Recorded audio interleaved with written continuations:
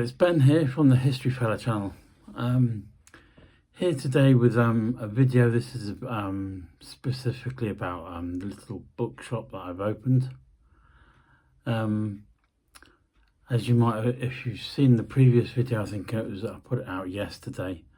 I mentioned that since last July I'd opened up a small book unit or bookshop in my local market.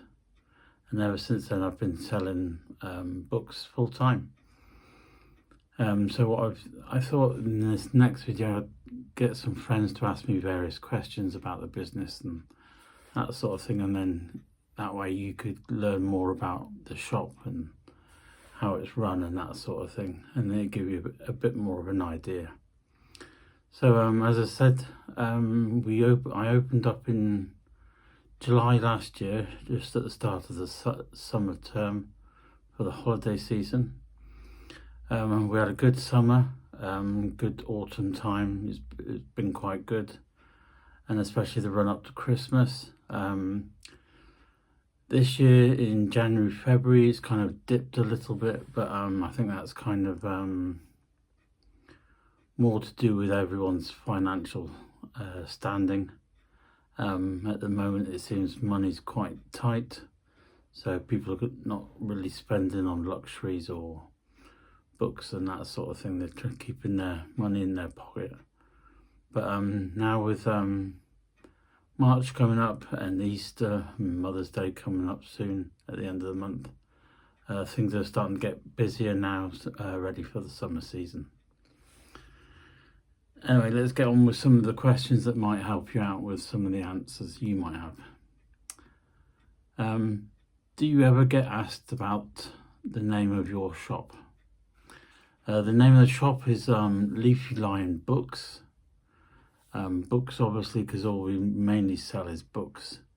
But the Leafy Lion comes from the name of my two sons. If you merge their two names together, it's an anagram.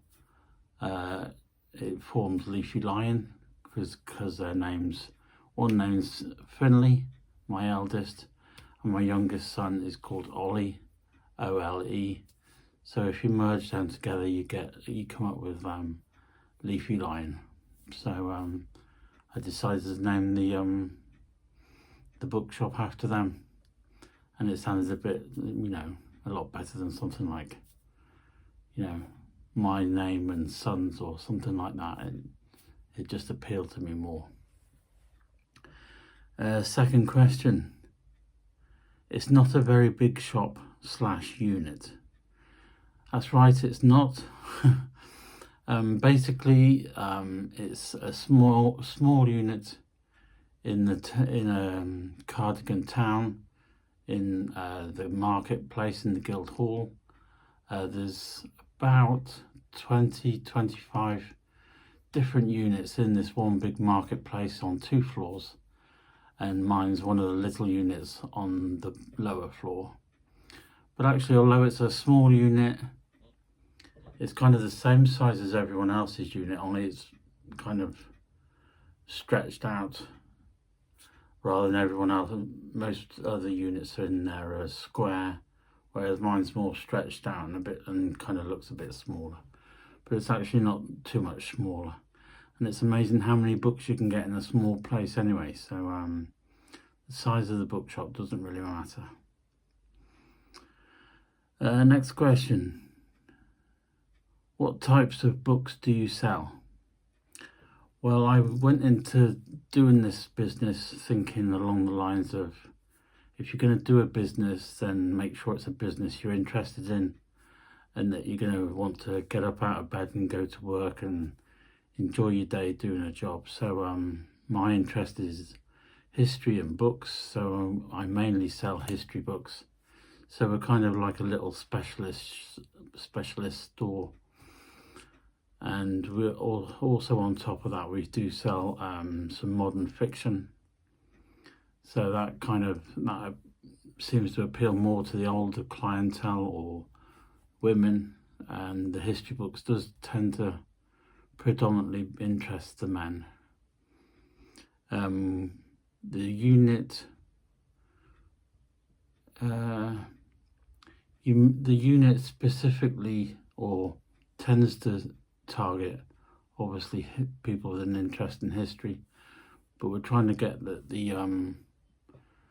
we attract the locals or the people that live locally, as well as any tourists in the summertime or at holiday dates and that sort of thing, so that we kind of cross both markets, appealing to the locals that will be our bread and butter money throughout the year, and then we'll also hopefully take in the money from the tourists when they come in the summer. Do you have a vision for the business? I do. This past year has been quite enjoyable for me. It's something I really enjoy doing, and I'd like to try and maybe get another unit on top so that it expands the size of the unit, and hopefully I can sell more books. And also I'm online now with the shop, so I've got a website you can visit at leafylionbooks.co.uk if anybody wants to go and visit. So I'm hoping I can also attract some online sales, as well as local customers and tourists that come along as well. So the aim is just to get slightly bigger so that it's kind of manageable and enjoyable as well. Where do you get your books from? Now, I'm an independent bookseller. There is an association, I think it's the Booksellers Association in the UK, which you can join. But to be honest, having a look through all the details of joining them, I didn't really think that they would appeal, or they had much appeal to me, in that I can probably source the books from elsewhere. So being an independent, I've managed to find various companies, publishers that are willing to sell me books at obviously a wholesale price, and then I can then sell them on at a more profitable price. So where I get my books from is like a couple of distributors or publishers that I know in Wales and over in England as well. How do you compete with big name outlets? I think you're probably thinking of places like Smith's or Waterstones, or even online with places like Amazon as well. But there are quite a few now online companies that will do second-hand and new books. So how do I compete? The best way I find I can compete is if I can bring some knowledge for the customers about the books that I'm selling. Hopefully I can give them a good service when they come to the unit. They enjoy coming and shopping there. Hopefully they enjoy the range of books that I've got, and that they're willing to come back and they're able to get books at a decent price. I find that also to try and target some of the big name stores, if I can get my books at a slightly lower price, and if I'm not willing to make the full market price of books, if I make my prices a little lower, then that tends to help me a little bit in competition with bigger name stores and online retailers. So I find if I can compete on price and give them a good service when I sell them books from my unit, then I'm hoping that's kind of the key to a victory or something like that.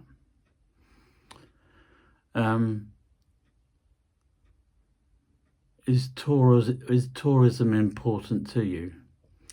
Yes, Cardigan town is one of the kind of up and coming most popular towns in Wales. It's got a good vibe to it. There's lots of independent businesses.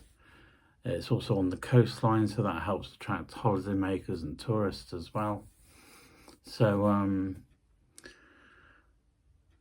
tourism is an important part of my business. In the summertime, sort of from May to end of September, I'll probably do 6 days a week. At the moment, I'm doing 5 to try and give myself a day off. But in the summer months, I'll be doing 6 days a week, because that's when the Cardigan market building is open. So they close on Sundays, so we have no choice about opening on a Sunday. But I'll open the rest of the days anyway. And plus, with the website, I can also trade online 7 days a week. How do you select which books you sell? The thing with this is, I feel like I have a good grasp of what interests people, what particular subjects in history, and I keep a good eye on what books seem to be popular, what books are coming out onto the market, and knowing that you'll get some customers that just like an overall view of things, and then you'll get other customers that are really specialists in their knowledge and want to know more in-depth information. So it's kind of trying to cover a whole realm of knowledge and trying to cater for as many people as possible. But also by talking to the customers, you can get to know what they like, what subjects, and try and cater for them as well specifically. Because being a small unit, I can do that, whereas a bigger player in the market is only going to be interested in money, so they're going to target on a wide market rather than an individual basis. Next question. Tips for booksellers. I've only been doing it about 8 months, 8-9 months. I would say one thing that always comes up is, as soon as I opened up the book unit, you get people coming in saying, "Oh, do you buy books?" And it seemed like, I'd get 2 or 3 a week saying, will you buy my books, and that sort of thing, or I'm having a clear out, will you buy my books? And to be honest, sometimes it's a good thing. You're more than happy to buy books if there's a good value to them. But it was getting to the point where people were just wanting to offload their rubbish so that they weren't having to deal with it. So that, of course, that you end up with their rubbish and you're having to then deal with it. So to be honest, I'm a bit choosy about what books I take in. I'm happy to pay a good price if it's of value, but I do tend to find that people if they own something, they get attached to it. So someone could bring in a box full of books that they've had for years and might have belonged to a relative or a friend or something like that before, and they've grown attached to it. So then they've also grown a financial attachment to it as well. So you could say, well, this book's only worth £1 to me. To them, it might be worth £10 to them. So of course, they're then not happy with the price you're willing to give them. So sometimes it's a bit of a balancing act. So the main tip I'd say is be strong in what books you buy in, and just try and stick to the ones that you can guarantee will sell. Because obviously some people are happy to buy just new books, and some are happy to buy second-hand books. But then there are those that won't buy second-hand books whatsoever. How many customers / how much money do you take? It does differ depending on the season. Like January, February, there was a couple of days where we didn't have any customers whatsoever, and your takings can obviously around then can be like 0. Or you can have a good day. In the winter time, you're looking at your best day is probably about £40 to £50, and then in the summer, you probably, depending on how busy it does get, whether the weather's nice outside or whether the customers are down the beach or out and about. But you usually find, in my small unit, I can probably take £100 to £200 a day on average. But I'm hoping, obviously, with having an online presence in my website, that's going to add to my income. Next one. What do you know now you wish you'd known before? Well, it's kind of a bit of a repeat of one. Again, it'd be the idea that people are wanting to come along and want you to buy their books off them. So I've kind of covered that. So yeah, again, just only buy the stuff in that you know will sell, or you actually want to sell, or else some people are more than happy to offload a load of rubbish for you. What's rewarding about running a book unit? The rewarding thing is actually just chatting with customers, finding out what they're interested in. People are more than happy to talk to you about anything, really. But they'll talk about their book interests and what subjects they like. You often get stories, and that's how you get your regulars as well. If you listen to people, find out what they're about, they'll start telling you about where they're off shopping and what they've been doing. If they come in regularly, you can often strike up a good conversation and friendship with many a customer. How exhausted are you, and is it worth it? Yes, I am exhausted in the summer months, having to do 6 days a week on my own. It can be a bit hard and tiring, maybe more mentally. I mean, I'm certainly not one of these that has to go down the local mines and dig for coal, or not building houses, or physically it's not as hard as you would think. The hardest part of my job is probably carrying a pile of books and some boxes of books, and that's about it. I'm not doing the hard slogs like quite a few workers these days. So yes, it can be tiring, but it is worth it when you've had a good day or a good week and you've managed to pay all your bills and everything. What happens to unsold books? At the moment, I tend to regularly monitor the books that I have in the store, and then those that don't sell, if they've been around a while, I can kind of reduce the price or find other ways of trying to sell them, or in different places trying to sell them elsewhere, maybe on eBay or online. Or I know a couple of second-hand booksellers that are happy to take books off me as well. Our bookstores,